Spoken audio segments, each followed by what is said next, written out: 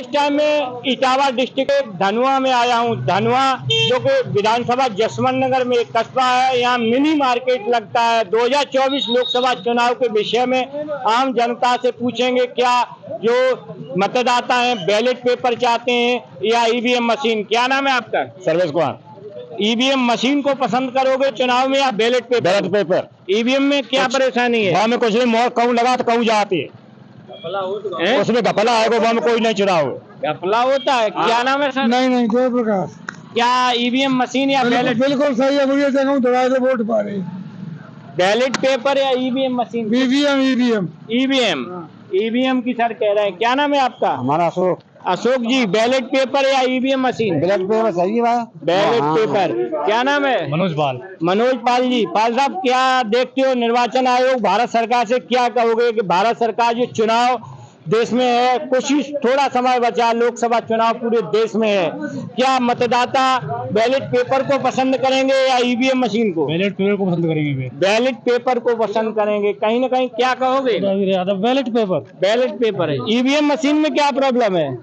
जनता की मांग है, बताते हैं कि मशीन है वो जाके। मैं और क्या नाम है आपका? शिषपाल सिंह। शिषपाल सिंह। 2024 लोकसभा चुनाव बैलेट पेपर या ईवीएम मशीन? बैलेट पेपर से। बैलेट पेपर से। देखो कहीं ना कहीं ये लोग हैं कि वोट बन गया बेटे? अभी कुछ नहीं बना। अभी नहीं बना है, वोट नहीं नया है। क्या नाम है आपका? यादव जी। 2024 लोकसभा चुनाव क्या ईवीएम मशीन से वोट डालना पसंद करोगे या बैलेट पेपर से? बैलेट पेपर से। Ballot paper. यहाँ ज्यादातर लोग बैलेट पेपर की बात कर रहे हैं, बुजुर्ग हैं। चाचा क्या नाम है आपका? नीलाल। बैलेट पेपर या ईवीएम मशीन, किससे वोट डालना पसंद करोगे? किस पर विश्वास है आपको? बैलेट पेपर पे। बैलेट पेपर पे। मैं यहाँ भी लोग हैं। क्या नाम है आपका? दिनेश। दिनेश जी, 2024 लोकसभा चुनाव नजदीक है, क्या कहोगे भारत सरकार निर्वाचन आयोग से कि बैलेट पेपर से चुनाव कराए जाएं या ईवीएम मशीन से? कैसे? बैलेट पेपर से। ईवीएम में क्या प्रॉब्लम है? उसमें दिक्कत है। दिक्कत है। बहुत बहुत धन्यवाद। क्या नाम है?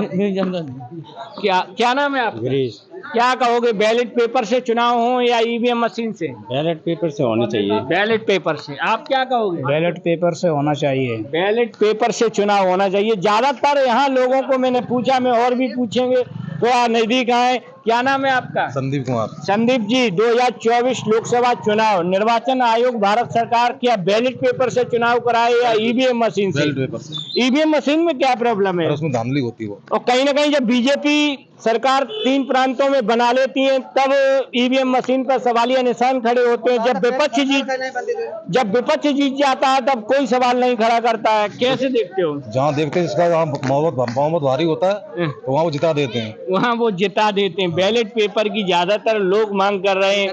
क्या नाम है आपका? हमारा नाम अशोक। अशोक जी, ईवीएम या बैलेट पेपर? बैलेट पेपर चाहिए भाई। Ballot paper. मेरे पास बुजुर्ग हैं, कई सरकारें आती जाती देखी। देखो बहुत बड़ी बात, बहुत बड़ा अनुभव है, बहुत बड़ा तजुर्बा है। मैं कहूँगा चाचा है, कई जमाने देखे, कई सरकारें सत्ता पक्ष या विपक्ष की बनती हुई चाचा ने देखी हैं। कांग्रेस, बसपा, समाजवादी पार्टी, बीजेपी, सभी सरकारों को आपने प्रदेश और देश में देखा होगा। कैसे देखते हो 2024 लोकसभा चुनाव में क्या ईवीएम मशीन से मतदान होना चाहिए या बैलेट पेपर से? बैलेट पेपर से होना चाहिए।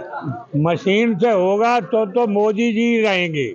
अच्छा। और जो बैलेट पेपर से होगा तो मोदी जी का पट्टा साफ हो जाएगा। इसलिए बैलेट पेपर से होना चाहिए चुनाव। Ballot paper. हाँ। क्या देश की जनता को ईवीएम मशीन से क्या विश्वास उठता जा रहा है? हालांकि कहीं कोई बटन दाबो मोहर तो वहीं लगती है जाके ना, मशीनों में हेरा फेरी बनी हुई है।